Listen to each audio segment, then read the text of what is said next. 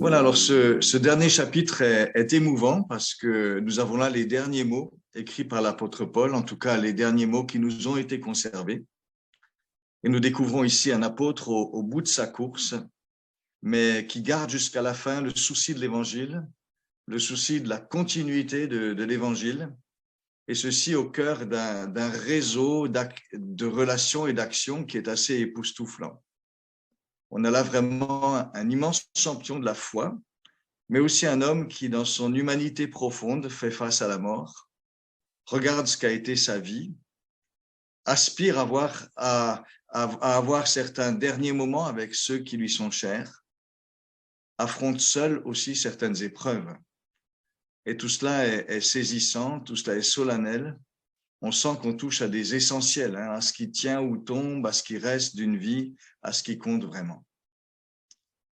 Alors, il est tentant, quand on lit ce texte, de s'attacher surtout à cette note émouvante des dernières paroles d'un grand homme de Dieu.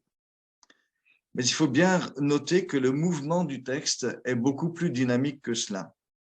Le témoignage de l'apôtre, quand il dit « J'ai combattu le bon combat, j'ai achevé la course, j'ai gardé la foi », vient en soutien d'une invitation qu'il adresse à Timothée. Si on lit le texte dans son mouvement, c'est « Je t'adjure, prêche la parole malgré les temps difficiles, remplis bien ton ministère, car pour moi, le moment de mon départ approche. » Ce qui veut dire que notre texte est fondamentalement un passage de relais, même s'il a aussi quelque chose d'un testament spirituel, du testament spirituel d'un apôtre. Oui, Paul parle de lui-même, de son départ, mais c'est pour inviter Timothée à prendre le relais. Et ces paroles personnelles sont aussi suivies par la description du témoignage de l'Évangile qui continue par tant de personnes à l'œuvre un peu partout. C'est la fin du chapitre. Et ça nous dit d'abord que l'œuvre de l'Évangile continue par-delà les étapes, par-delà les grandes figures, par-delà aussi, bien sûr, en pensant à nous, nos propres ministères. Elle continue, c'est une réalité. La parole de Dieu n'est pas liée, disait Paul, alors qu'il était lui-même lié, lui-même dans les chaînes. Régulièrement, on se dit, après le départ d'un grand serviteur de Dieu, mais comment les choses vont pouvoir continuer s'il n'est plus là? Et régulièrement, on est étonné des ressources de Dieu. Luther a cette phrase magnifique dans son cantique devenu emblématique de la Réforme. Il dit « Il faudra bien que malgré tous, subsiste la parole. » Il faudra que malgré tout, malgré tous, subsiste la parole. Quelle confiance! Et c'est vrai que nous constatons qu'elle le fait, elle subsiste, la parole de l'Évangile. Mais cette confiance n'est pas un oreiller de paresse, elle appelle l'engagement. Et c'est là que nous retrouvons cette dernière exhortation que Paul adresse à Timothée, la 5e de l'épître. Et elle est faite en des termes quand même très solennels. Je t'adjure devant Dieu et devant le Christ qui doit juger les vivants et les morts, et au nom de son avènement et de son royaume. On va plus loin qu'un simple encouragement, mais il s'agit là vraiment d'une prise à témoin de Dieu lui-même, du Seigneur Jésus. Et Paul vise ici notre redevabilité ultime. Mais il veut aussi rappeler celui qui est, en toute chose, le commencement et la fin. En mentionnant Jésus-Christ, Paul souligne non pas son œuvre passée, mais celle à venir. Il sera le juge des vivants et des morts. Ce jugement ultime, c'est la victoire de la justice sur le mal. Le mal sera déclaré comme mal.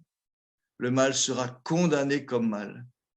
Et il faut reconnaître combien notre monde blessé a besoin de cette restauration de l'ordre de Dieu après tant de désordre tellement blessant par le mal. Le jugement, c'est aussi la mise en lumière de la responsabilité de chacun. Paul parle d'un jugement de personnes, les vivants et les morts. Là, on est devant quelque chose de plus redoutable. Le regard de Dieu, la pleine vérité du regard de Dieu sur toute vie. Et la sentence aussi de Dieu sur toute vie. Et j'aime me rappeler que c'est le Seigneur Jésus qui aura ce rôle, lui qui a toujours montré dans son ministère tant de finesse, tant de justesse de jugement, envers chacun. Mais le jugement mettra aussi en lumière l'immensité de la grâce du Seigneur Jésus pour tous ceux qui seront mis au bénéfice de son œuvre. Et je dirais que nous avons à intégrer toutes ces perspectives lorsque nous pensons au jugement. Son aspect redoutable, son aspect responsabilisant, y compris pour nous, pour nos ministères, mais aussi sa dimension de grâce et de triomphe sur le mal.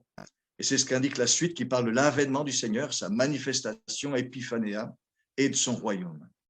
Nous travaillons, nous œuvrons pour cet aboutissement que le Père fera advenir au temps qu'il choisira et qui apaisera tout, qui restaurera tout.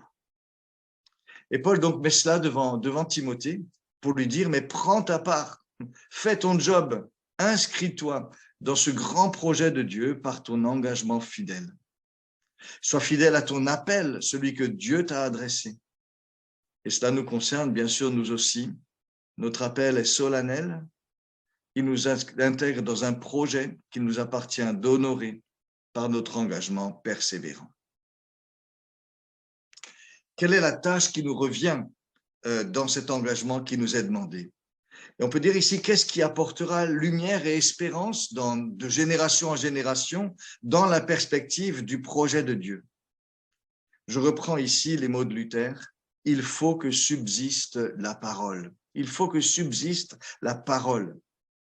Et là, je me décale volontairement des verbes prêche, insiste, convainc, reprend, exhorte. Car ces verbes sont des moyens au service d'un but. Et le but, c'est que la parole de l'Évangile demeure de génération en génération, qu'elle atteigne des gens, qu'elle change des vies, qu'elle opère des restaurations, qu'elle soit préservée fidèlement dans tout ce qu'elle enseigne. Proclame la parole, dit Paul à Timothée. Et si on essaie de voir ce qu'elle représente dans la deuxième épître, il y a plusieurs expressions qui sont équivalentes. Cette parole, si on prend les mots de 2 Timothée, c'est l'évangile, le bon dépôt, ce que tu as entendu de moi qu'il faut confier à d'autres. C'est la parole certaine de notre vie en Christ. C'est la parole de vérité face au discours creux. C'est l'écriture sainte, bien sûr, la parole normative, transformatrice de Dieu. C'est la saine doctrine. Voilà, tous ces mots se retrouvent dans l'épître. Et il faut que cette parole-là demeure, qu'elle soit annoncée, qu'elle puisse agir dans le monde en toutes circonstances, en toute situation, en toute génération. Prêche la parole, proclame, annonce la parole. C'est devenu un mot d'ordre pour bien des pasteurs. Mais attention à ne pas figer l'expression. L'image immédiate qui nous vient par le verbe prêcher est celle du pasteur derrière son pupitre dans son église. Paul a eu une pratique beaucoup plus large de l'annonce de l'évangile. Il a annoncé le conseil de Dieu, dit-il, publiquement et dans les maisons, acte 20, verset 20. Il a parlé au sein des communautés chrétiennes, mais aussi, comme à Athènes, sur la place publique, chaque jour avec les gens qu'il rencontrait, acte 17, verset 17. Il l'a fait dans sa prison, il l'a fait dans des synagogues, il l'a fait devant l'empereur, devant des rois. Il s'est fait aussi tout à tous pour prêcher la parole, pour annoncer la parole. Il a établi des ponts avec les gens. Il l'a fait de bien des manières, en exposant le conseil de Dieu d'après les Écritures, en argumentant, en présentant l'œuvre de Christ, en formant les chrétiens, en dénonçant des erreurs. Tout cela ensemble participe à la proclamation, kérygma, à l'annonce de la parole. Et je dirais que voilà, proclamer, annoncer, c'est pas juste prêcher du haut de la chair, mais c'est mettre notre parole au service de la parole de Dieu. Alors oui, proclamer, le faire avec conviction, avec fidélité pour ne pas la trahir, avec intelligence aussi pour en donner le sens. Mais l'idée clé est vraiment que la parole de l'Évangile subsiste, qu'elle atteigne des gens. Et chaque génération doit trouver les formes qui conviennent à cette proclamation, à cette annonce par de nombreuses personnes et dans toutes sortes de circonstances. La prédication, bien sûr, a sa place, une place de choix. Mais voilà, des personnes qui lisent un évangile avec un ami dans un café en disant « Voilà ce que m'apporte ce texte et toi, qu'est-ce que tu en reçois ?» Ils participent pareillement, mais sous une autre forme, à la proclamation de la parole. Alors c'est ici qu'on peut relever les 5 verbes que Paul utilise et qui forment un tout. Proclame, insiste, convainc, reprend, exhorte. Et tout cela avec patience et en instruisant. Proclame, c'est le texte générique. Il ne signifie pas forcément parler fort, mais annoncer haut et clair en y croyant. Insiste. Alors le mot est un peu compliqué. Insiste, ça ne veut pas dire déroule ton discours quoi qu'il arrive sans respecter celui qui est en face de toi. Le verbe qui est employé, éphistémie, signifie soit être imminent, avoir un certain sens de l'urgence, soit être prêt ou rester prêt.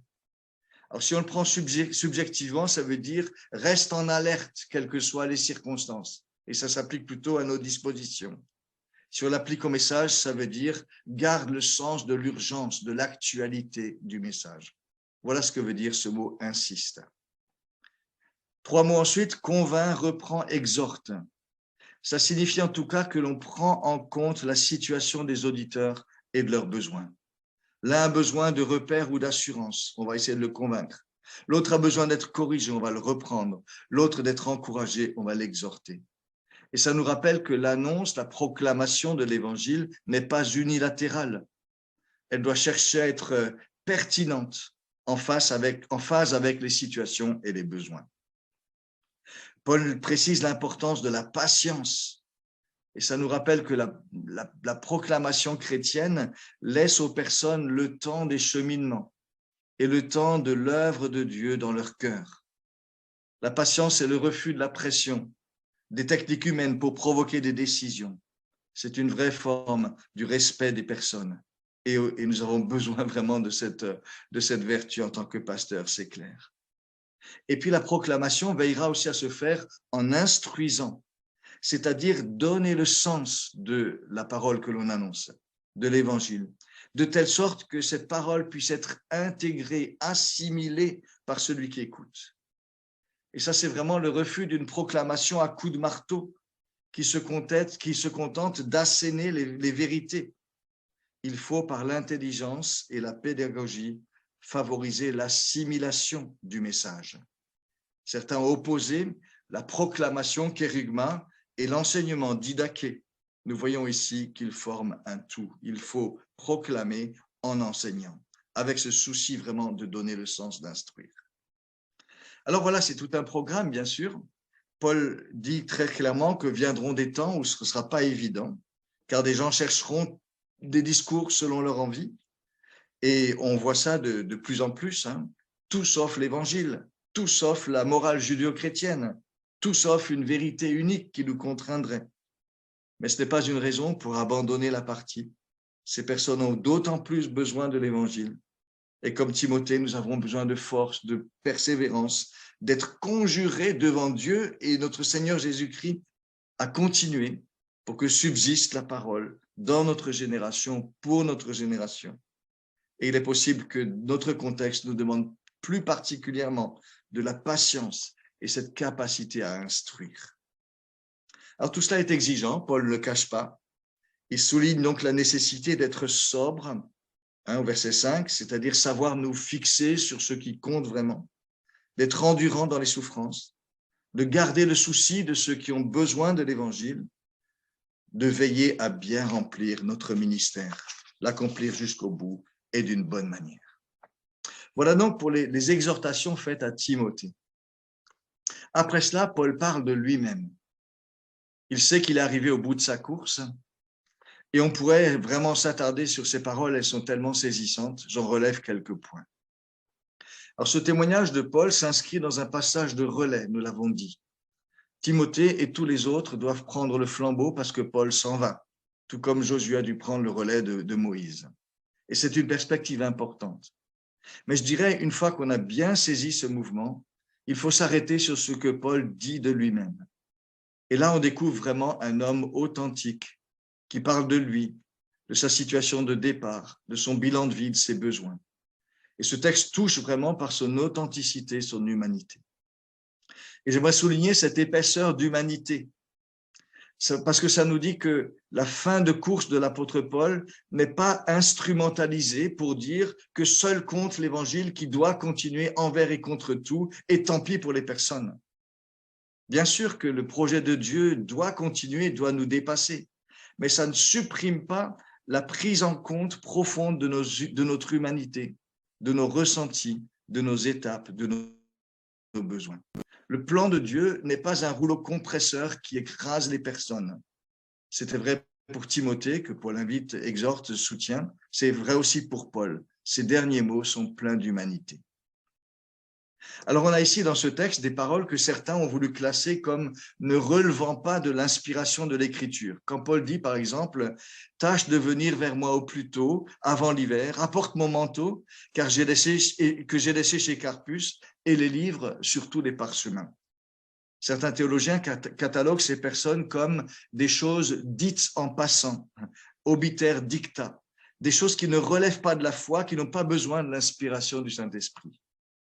Mais que c'est précieux, au contraire, qu'elles soient là, ces paroles, voulues par l'Esprit Saint, car ça dit que la parole de Dieu prend en compte, sans les renier ni les mépriser, ses besoins pétris d'humanité, d'une présence, d'un manteau, d'un peu de lecture.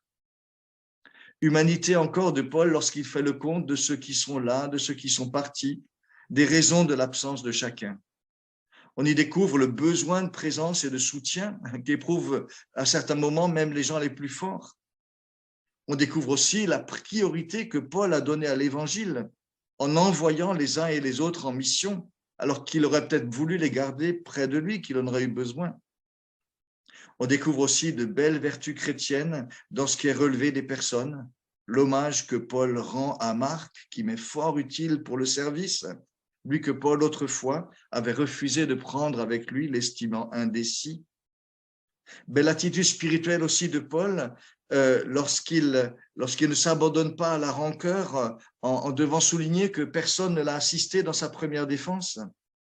Il choisit de relever bien plutôt le soutien reçu du Seigneur pour en faire un témoignage d'encouragement. J'ai été délivré de la gueule du lion. Que c'est beau, quel exemple de l'apôtre. Quel magnifique exemple d'humanité aussi que de voir cet homme prisonnier, célibataire, en fin de vie, mais resté tellement relié, tellement intéressé par mille choses, plein du souvenir de tant de personnes. On voit ici vraiment le bienfait de l'Évangile qui nous sort de nos isolements et qui nous relie. Quelle grâce aussi de voir cet homme qui est privé de l'action, suivre avec ferveur celle des autres, plutôt que de se morfondre, d'être à l'écart de ce qui se fait. Donc, beaucoup d'humanité là-dedans. Et puis, il y a les derniers mots que nous connaissons tous, les versets 6 à 8, face à la mort, où Paul dit « J'ai combattu le bon combat », etc. On peut en souligner juste quelques traits. D'abord, Paul regarde son départ avec sérénité. Alors, il emploie un langage sacrificiel, hein. Je suis offert en libation. Et c'est vrai qu'il mourra en martyr pour la cause de l'Évangile. Mais probablement, ça s'inscrit aussi dans un choix de vie qui a caractérisé toute son existence. Il s'est offert, il a offert son corps pour le Seigneur, comme son culte raisonnable tout le temps. Et ça lui permet aussi de continuer dans cette ligne à la fin. Il parle aussi de sa mort comme un départ, en employant un terme maritime qui parle de larguer les amarres pour aller vers un nouvel horizon. Et là, c'est vraiment la belle réalité de notre espérance chrétienne et la force de cette espérance, même s'il n'est jamais facile de partir. Paul peut faire aussi un bilan serein de son ministère. Ces mots sont remarquables lorsqu'il parle d'un accomplissement. J'ai combattu, j'ai achevé, j'ai gardé. C'est honnête. Paul ne dit pas qu'il n'est rien, qu'il n'a rien accompli, qu'il ne faut pas regarder à ses œuvres, car seule la grâce sauve. Paul sait que tout est grâce. Et voilà comment il parle de la grâce. Par la grâce de Dieu, je suis ce que je suis. Hein. Et c'est aussi le persécuteur qui peut dire cela. Et sa grâce envers moi n'a pas été vaine. Au contraire, j'ai travaillé plus que tous. Non pas moi toutefois, mais la grâce de Dieu qui est avec moi. 1 Corinthiens 15, verset 10. Voilà l'équilibre chrétien entre la grâce et les œuvres. Cultivons vraiment ce regard nous aussi. Paul accepte aussi les limites de ce qu'il a pu faire. J'ai achevé ma part. Il ne s'abîme pas dans le regret de ce qu'il aurait pu faire, de ce qu'il n'a pas eu le temps de faire. Il accepte sa part. Et il regarde, il se réjouit de voir ceux qui prennent le relais. Paul laisse aussi le témoignage que de se donner pour l'évangile vaut la peine. J'ai combattu le bon combat, le beau combat. Alors le combat, il est plutôt athlétique que guerrier, hein. Mais l'effort, donc les souffrances, en valaient la peine, dit Paul. Et gardons aussi cela fortement dans nos cœurs, alors que nous sommes au cœur de l'engagement. C'est un beau combat que celui que nous menons. Et puis c'est du Seigneur que Paul attend l'approbation. Ça a été l'orientation de tout son ministère, c'est pour lui qu'il a agi, pour lui qu'il a couru la course. Mais désormais, dit-il, j'attends de lui la couronne de justice. Et je dirais qu'on a là une expression qui est délicieusement ambiguë. La justice, dit Caio Sunet, c'est bien sûr la justice que donne le Christ par grâce et non par les œuvres. Mais la couronne, c'est ce qui récompense l'effort accompli d'être allé jusqu'au bout. Tout est par grâce, c'est certain, mais notre œuvre, notre engagement pour Dieu ne passe pas par pertes et profits pour le Seigneur. Dieu n'est pas injuste pour oublier votre action et l'amour que vous avez montré pour son nom, nous dit l'Épître aux Hébreux, chapitre 6, verset 2. Et je trouve que c'est beau aussi de garder cela, et ça nous encourage quand on aime le Seigneur, de savoir qu'il sait apprécier ce que nous essayons de faire pour lui. Enfin, Paul ne survalorise pas son engagement d'apôtre par rapport aux autres chrétiens. La récompense qui couronne le vainqueur ne sera pas seulement pour moi, dit-il, mais pour tous ceux qui auront aimé son avènement. Quelle belle humilité, quelle magnifique simplicité. La foi n'est pas une qualité, la victoire n'est pas que pour les meilleurs. La foi n'est pas non plus une question de performance, mais d'amour, hein, à tous ceux qui auront aimé son avènement, qui auront donné une valeur concrète à ce que le Christ a fait pour nous lors de sa première venue, son premier avènement, et ce qu'il tient en réserve pour nous lors de sa seconde venue. Voilà ce que dit l'apôtre Paul au terme de sa course. Alors nous sommes pour la plupart encore dans la course, dans l'engagement. Recueillons ce témoignage de Paul arrivé au bout de sa course. Fort de ce témoignage, prenons vraiment tous les relais qui nous reviennent aussi loin que le Seigneur nous le demandera, mais en sachant aussi que le Seigneur connaît et intègre ce que nous sommes, notre humanité profonde. Amen.